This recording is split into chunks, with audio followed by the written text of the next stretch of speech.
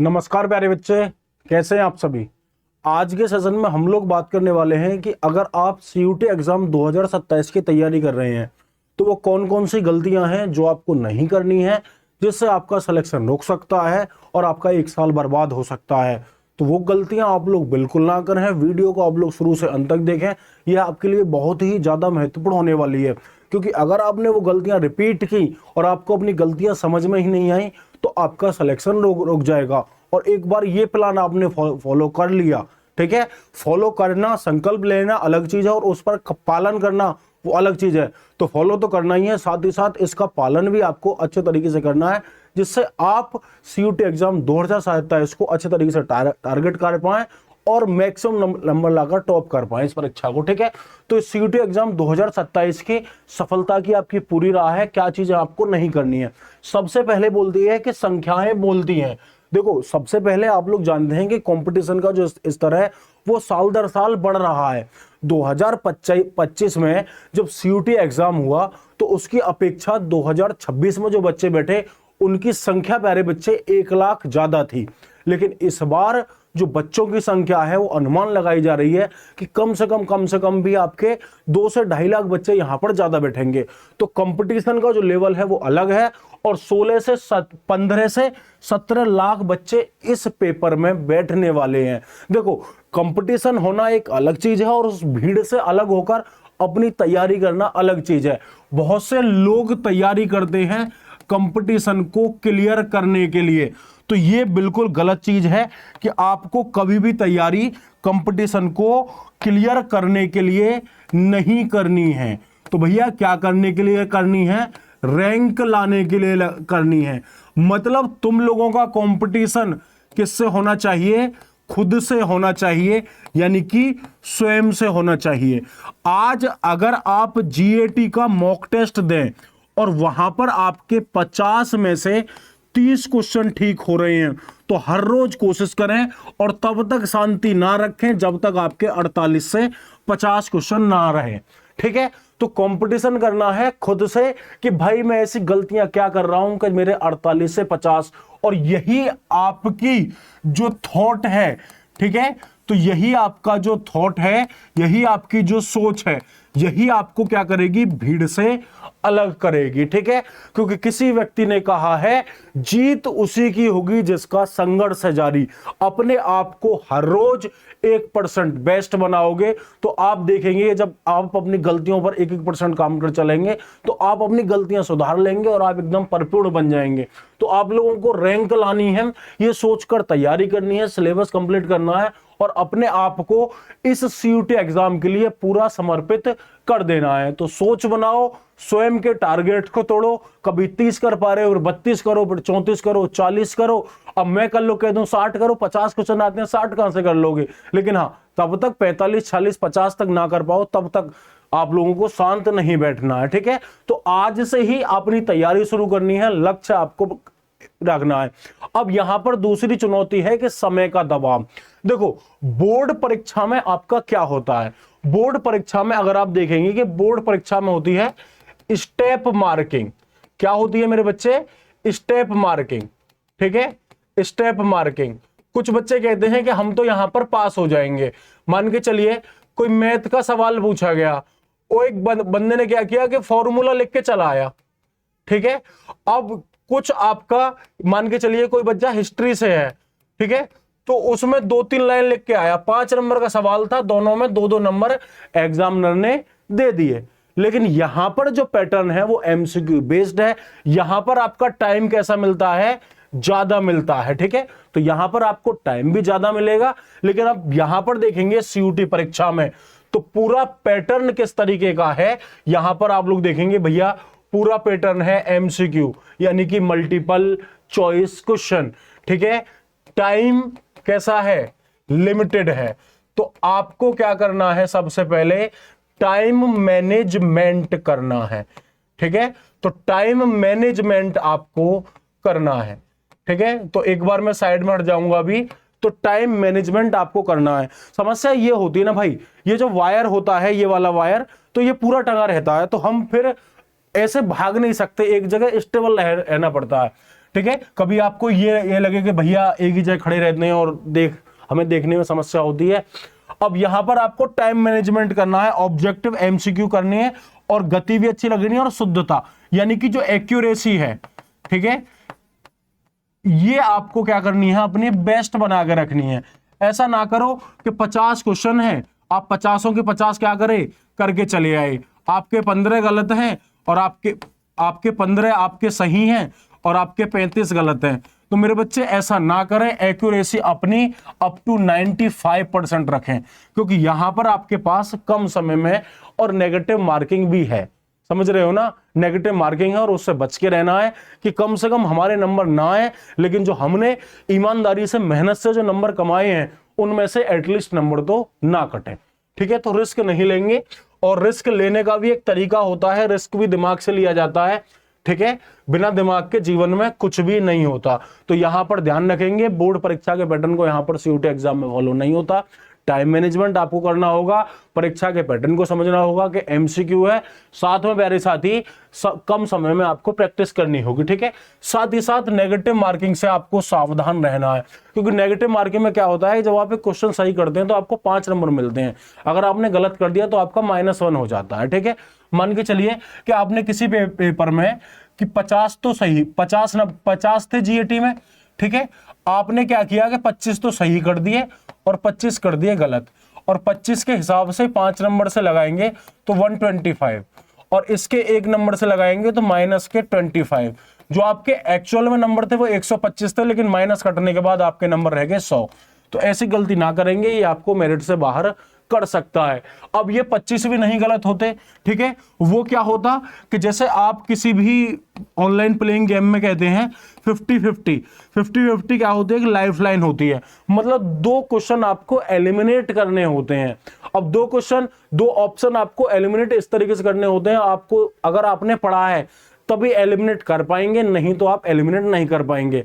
मान के चलिए कि आपके पहचाना जाए कि ये बताइए कि ये आपके गांव के व्यक्ति हैं, अगर आप किसी गांव से आते हैं तो ठीक है, आप लोग देखेंगे कि हाँ भाई ये तो हमने गांव में देखा है, ठीक है, ये भी हमने गांव में देखा है, और 2 पड़ोस के गांव के ला दिए तो आपने वो पड़ोस के गांव कटा लिए। अब आपको ये कंपटीशन करना है कि ये जो गांव के दोनों व्यक्ति हैं इनका घर किस तरफ है, ठीक है, तो आप लोग तब अनुमान लगा पाएंगे। और आपको चारों व्यक्ति में पहचान में नहीं आ रहे, आप खुद गांव से बाहर रहते हैं, तो उस स्थिति में है कि आप क्वेश्चन को क्या करो, स्किप कर दो।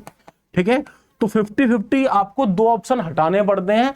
तो 2 ऑप्शन कैसे हटते हैं कि उन 2 ऑप्शनों की आपको जानकारी होती है कि इसका संबंध तो इस क्वेश्चन से होगा ही नहीं, और जब रिलेशन नहीं होता तो बेकार की बातें हैं कि आप उस सवाल को जबरदस्ती ठीक करो। अगर 50-50 रूल काम नहीं कर रहा तो सवाल को छोड़ दो। ठीक है, बोर्ड सिलेबस को समझना है, सीयूटी के सिलेबस को समझना है। ठीक है, बोर्ड और सीयूटी का पाठ्यक्रम एक जैसा नहीं है, बिल्कुल जैसा नहीं है। ठीक है, बोर्ड में मान के चलो कि मैंने किसका एग्जाम दिया, इंग्लिश का एग्जाम दिया, ठीक है, मैंने 12th में हिंदी का एग्जाम दिया, ठीक है, मैंने किसका एग्जाम दिया, फिजिक्स का, आपका केमिस्ट्री का, मैंने एग्जाम दिया किसका, मैथ का। ठीक है, अब मैं क्या करता हूं कि मैं जाता हूं तो ये अब मैं 3 डोमेन ले सकता हूं। ठीक है, यहां पर एक बार को मेरा जो बोर्ड है, मान के चलिए आपका यूपी बोर्ड है, ये एनसीईआरटी के पैटर्न को फॉलो करता है नहीं करता, कम करता है ज्यादा करता है, लेकिन ये आपका फुल्ली फॉलो करता है, कंप्लीट आपका फॉलो करता है, आपका ये फॉलो करता है किसके, एनसीईआरटी को। एनसीईआरटी को ये आपको क्या करता है, फॉलो करता है। तो यहां पर आपको फिजिक्स, केमिस्ट्री, मैथ, इसमें सीयूईटी में अगर डोमेन सब्जेक्ट आप लोग चुन रहे हैं तो ये पूरा के पूरे एनसीईआरटी पैटर्न है। यहां पर आपका जीएटी भी है, जिसमें आपका क्वांट भी आता है, रीजनिंग भी आती है, और जनरल अवेयरनेस भी आपको देखने को मिलती है। साथ में एक लैंग्वेज टेस्ट भी आता है। ठीक है, अब लैंग्वेज में आप लोग, ऐसा नहीं है कि इस हिंदी से काम चल जाएगा, आप गद्यांश कर सकते हैं, आप लोग पद्यांश कर सकते हैं, लेकिन जो रिपीटेड क्वेश्चन है, जो बार बार पूछे गए हैं, अगर वो आपको नहीं आते तो इसकी भी आपको प्रैक्टिस करनी पड़ेगी। ठीक है, तो यहां का जो सिलेबस है वो मैं कहता हूं बोर्ड का छोटा है, लेकिन सीयूटी एग्जाम का सिलेबस काफी ज्यादा बड़ा है। ठीक है, तो आप लोगों को यहाँ पर इंग्लिश, हिंदी, अगर आप आर्ट्स से आते हैं तो मान के चलिए आपको हिंदी, इंग्लिश, ह्यूमैनिटी से आते हैं, और यहाँ पर हिस्ट्री, पॉलिटी, ज्योग्राफी, इस तरीके से आपको यहाँ पर पढ़ने पड़ेंगे। तो आप लोगों को सबसे बढ़िया क्रम होता है, एक लैंग्वेज ले लो, एक जीएटी ले लो, 3 ले लो, डोमेन आपका हो जाएगा। ठीक है, तो यहाँ पर सीयूटी का सिलेबस पहले दिन चेक करें, एनसीईआरटी को आधार मानकर चलें, और अतिरिक्त टॉपिक को अलग से कवर करें। मतलब जो फिजिक्स है, केमिस्ट्री है, मैथ में जो टॉपिक आपने नहीं पढ़े हैं और वो सीयूटी में आते हैं, तो वो आपको अलग से क्या करने पड़ेंगे, कवर करने पड़ेंगे। ठीक है, सही विषय का चयन करें। जस्ट अभी बताया था कि आपको देश के अंदर की कोई भी यूनिवर्सिटी है, कोई भी चीजें हैं, आप लोगों को क्या करना है, एक पैटर्न अपना के चलना है कि कम से कम आपको एक लैंग्वेज लेनी है, 3 डोमेन लेने हैं और एक जीएटी लेना है। ये कॉम्बिनेशन सबसे बढ़िया है। वापस आ जाओ, एक लैंग्वेज, ठीक है, और आपका 3 जो है वो डोमेन है, और जीएटी, जनरल एप्टीट्यूड टेस्ट, ये जो कॉम्बो है ये सबसे ज्यादा क्या रहता है, आपका बेस्ट रहता है। तो सबसे ज्यादा ये कॉम्बो जो है बेस्ट रहता है, इससे बढ़िया आपका कुछ नहीं होता। ठीक है, आप किसी भी देश की यूनिवर्सिटी में किसी में भी एडमिशन ले सकते हैं। अगर आप जाएंगे बीएचयू में, और अगर आप लोग इलाहाबाद यूनिवर्सिटी में, तो जीएटी मांगेगा। दिल्ली के कुछ कोर्सेज हैं जहां पर वो आपसे जीएटी नहीं मांगता, सिर्फ लैंग्वेज और डोमेन के आधार पर। लैंग्वेज तो छोड़ ही नहीं सकते, लैंग्वेज तो कंपलसरी है। एनसीईआरटी पर आपको पकड़ बनाकर रखनी है। कैसे पकड़ बनाकर रखनी है, लाइन बाय लाइन पढ़ेंगे, बार बार रिवीजन करेंगे और नोट्स बनाएंगे। देखो, नोट्स बनाने का सबसे बढ़िया फायदा होता है कि कोई भी चीज को आप लोग टाइमली रिवाइज कर पाते हैं, इसलिए बार बार नोट्स बनाने के लिए कहते हैं। अगर मैं खुद के नोट्स हैं, अगर मैं किसी टीचर की क्लास देखने जाऊंगा तो मुझे 50 मिनट लगेंगे, और मैं खुद के नोट्स को 5 से 10 मिनट में रिवाइज कर लूंगा। तो नोट्स बनाने के लिए ऐसा कोई नहीं है कि हमारा हित छिपाए आपसे, नहीं, आप लोग चीजों को टाइमली रिवाइज कर पाएंगे। आगे देखेंगे कि अभ्यास सफलता का राज। कहा जाता है कि प्रैक्टिस मेन मैन परफेक्ट। जो अभ्यास है वो मानव को पूर्ण बनाता है। तो सबसे पहले आपको पीवाईक्यू, प्रीवियस ईयर, हल करने हैं। सिलेबस को समझने के बाद मॉक टेस्ट देना है, और मॉक टेस्ट देना ही सफिशिएंट नहीं है, उस मॉक टेस्ट का एनालिसिस करना है, और एनालिसिस करके आपको अपनी गलतियां पता करनी है। और एक बार जब आपने अपनी गलतियां पता कर ली, तो मेरे भाई उन गलतियों पर काम भी करना है ना। ठीक है, तो उन गलतियों पर काम करेंगे, कहां कहां आपसे गलती हो रही है। ठीक है, जीईटी की तैयारी आप लोग रोज 1 घंटा कर सकते हैं, और ये 1 घंटा कैसा है, ये सिर्फ और सिर्फ रिवीजन के लिए है। ठीक है, ये रिवीजन के लिए मैंने बताया है, क्लासेस से अलग, जो आपकी रेगुलर क्लासेस होंगी, क्लासेस से अलग। ठीक है, और ये जो प्लान है 1 घंटा क्लासेस से अलग, ये कि मेनली ये प्लान है जो बच्चे बोर्ड्स की तैयारी कर रहे हैं उनके लिए। बाकी जो बच्चे हैं वो जितना उन्हें एक्स्ट्रा टाइम मिलता है, जो जिन्होंने ड्रॉप लिया है, जिन्होंने 12th करने के बाद ही सीधा सीधा, वो भी ड्रॉपर्स कहलाएंगे, जिन्होंने किसके बारे में सोचा है कि हम सीयूटी 2027 का पेपर देंगे। तो उन्हें तो हमेशा जीएटी और आपका डोमेन और यही दिखाई देने चाहिए। ठीक है, तो जीएटी की आपको प्रैक्टिस करनी है। मैथ और रीजनिंग के साथ साथ एक है आपका जीके, जीएस और जनरल अवेयरनेस। तो मतलब इस पोर्शन को आप लोग, जनरल स्टडीज के पोर्शन को भी आप लोग नहीं भूलना है। यहां से आपके 20 क्वेश्चन आते हैं। करंट अफेयर में भी आपको बने रहना है। ठीक है, चलिए तो अभी शुरुआत करें, आपको कोई भी देर नहीं करनी है। ठीक है, एनसीईआरटी पढ़ें लाइन बाय लाइन। अंतिम में आपको चीजें बता रहा हूं, एनसीईआरटी लाइन बाय लाइन पढ़नी है, पीवाई को हल करने हैं, मॉक टेस्ट देना है, साथ ही साथ उसका एनालिसिस करना है, यानी विश्लेषण करना है। और विश्लेषण करना ही सब करना ही है, गलतियों का सुधार करना है,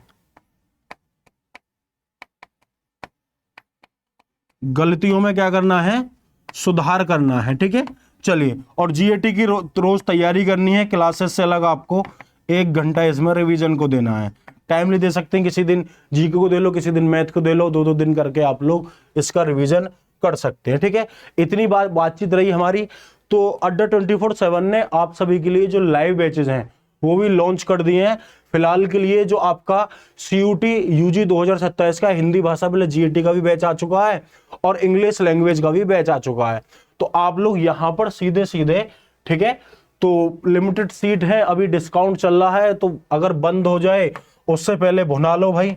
ठीक है, और बहुत सारी चीजें मैं आपको यहां पर कराने वाला हूं, हिंदी से लेकर जीके जीएस का पोर्शन। तो तैयारी आपकी एकदम मस्त होगी। कोई दिक्कत वाली बात नहीं है, तुमसे ज्यादा नंबर किसी के नहीं आएंगे, बस तुम क्या करना, मेरी क्लास में आ जाना। अब ये जो कोर्स है आपका 40% डिस्काउंट के बाद 1642 रुपए में आपको कोर्स मिल रहा है। वैसे तो 2738 रुपए का कोर्स था, तो अगर आप ओवरऑल देखेंगे तो बहुत ही ज्यादा सस्ता पड़ जाएगा ये 12 महीने की वैलिडिटी के साथ। ठीक है, तो 12 में अगर देखेंगे तो लगभग 100-120 रुपए रोज का आपका कोर्स पड़ेगा, महीने का आपका कोर्स पड़ेगा। ज्यादा बड़ी भी इतनी बात नहीं है, आप लोग परचेज कर सकते हैं और तैयारी कर सकते हैं। ठीक है, कोई अगर दिक्कत हो, समस्या हो, वीडियो कमेंट सेक्शन में कमेंट करके बता देना। बाकी जानकारी कैसी लगी कमेंट करके वो भी बता देना। थैंक यू सो मच, जय हिंद।